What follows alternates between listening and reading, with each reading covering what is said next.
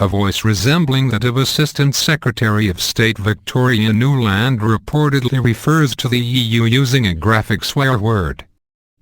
The US said Ms. Nuland had apologized for these reported comments. The audio also reveals a frank exchange about America's strategy on how to work with Ukraine's main opposition leaders.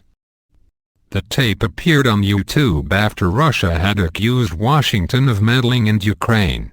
Mass anti-government protests erupted in Ukraine in late November after President Viktor Yanukovych refused to sign a far-reaching association and trade agreement with the EU, under heavy pressure from Moscow. Russia itself has been widely accused of intervening in Ukraine, using its economic clout to persuade Mr. Yanukovych to abandon closer ties with Brussels in favor of Russia and other ex-Soviet states. Not a good idea.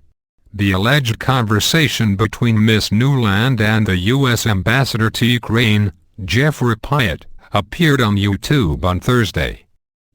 The 4-10 video was entitled, "Maidan's Puppets," in Russian and also had a transcription of the whole conversation in Russian. At one point, the female speaker mentions the UN and its possible role in trying to find a solution to the Ukraine standoff. She says, "So that would be great, I think, to help glue this thing and have the UN help glue it, and you know." She then uses the graphic swear word about the EU. The male replies, "We've got to do something to make it stick together, because you can be pretty sure that if it does start to gain altitude, the Russians will be working behind the scenes to try to torpedo it." The two officials also discuss frankly the merits of the three main Ukrainian opposition leaders, Vitaly Klitschko, Arseniy Yatsenyuk and Alexei Tyanibok, in the conversation. The female speaker says that Mr. Klitschko, the former heavyweight boxing world champion, should not be in any new government. "I don't think it's a good idea." She adds, "I think Arseniy Yatsenyuk is the guy who's got the economic experience." U.S. officials refused to confirm or deny the tape's authenticity, but State Department spokeswoman Jen Psaki said, "I didn't say it was inauthentic." Ms. Psaki said Ms. Nuland had been in contact with her EU counterparts and, of course, has apologized for these reported comments. An EU official told the BBC, "The EU is engaged in helping the people of Ukraine through the current political crisis. We don't comment on alleged leaked telephone conversations." Ms. Psaki also played down the comments about Ukraine's opposition, saying, "It shouldn't be a surprise that at any points there have been discussions about recent events and offers and what is happening on the ground." Sochi summit. Ms. Psaki hinted that the tape could have been leaked by Moscow, pointing out that a senior Russian official was one of the first to draw attention to the audio.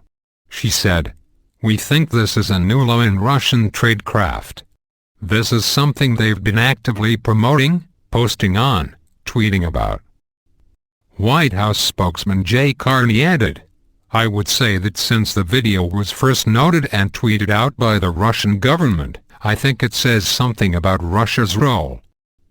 Earlier on Thursday, a senior aide to Russian President Vladimir Putin accused Washington of interfering in Ukraine's domestic affairs. Sergei Glaziev said the U.S. was spending $20 million, a pound 12.3 meters, 14.8 meters euros, a week on Ukrainian opposition groups, supplying rebels with arms among other things. And he suggested that Moscow could also intervene. Mr. Yanukovych held talks in Kiev with Ms. Nuland on Thursday, at which he said he favored dialogue and compromise with the opposition. Also in the capital, thousands of Ukrainian opposition activists, some carrying shields and baseball bats, marched from their camp on Independence Square to Parliament in a show of force. They came close to government supporters who were camped next to Parliament behind barricades manned by hundreds of police, but the march passed off peacefully.